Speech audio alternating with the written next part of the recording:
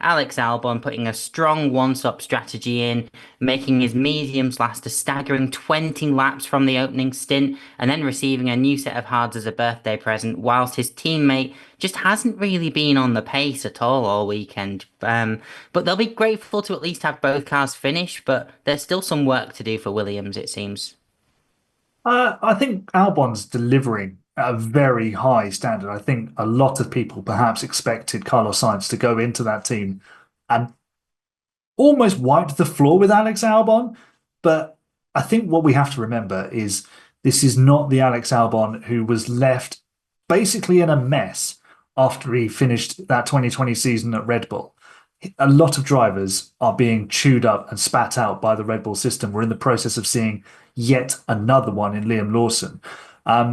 But Albon has rebuilt himself brilliantly at Williams and he's leading that team. And the thing is, you have to cut Carlos a little bit of slack because the transition from one team to another is tricky.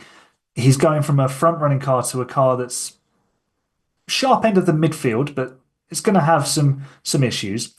I just think, yeah, he's struggling to get on top of the balance in terms of getting the car into the window that he needs with the tyres. And a lot of drivers are running into this issue. But obviously, Alex, with all that experience with the team and understanding the car from last season, these cars have evolved from what they were last year. He's just tapping into all of that knowledge and he's working away, picking up the points, which is critical. And this is the whole reason that James Vowles wanted Carlos Sainz and Alex Albon as a pairing. Because on the days where Albon doesn't get the job done and isn't performing to the usual level, you would hope and one would expect that Carlos Sainz gets the job done instead. So you keep that points tally ticking over. And when Carlos is having his trickier days, like he is at the moment, to adapt to the team and just get everything sorted out, Albon's that known quantity, that consistent force within the team that's still going to pick up the points. So I don't think Williams will be too worried right now. They'll still be working through getting Carlos settled in. He just needs time on track.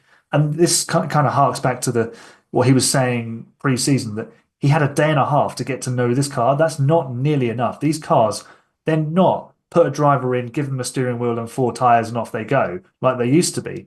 They are computers on wheels and they're doing 150 miles an hour around corners.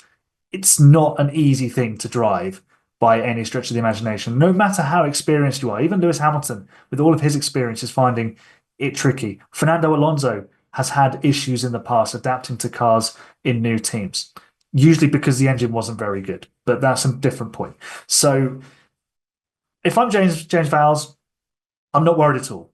I'm delighted that Albon's getting the points, and that's what he's there to do.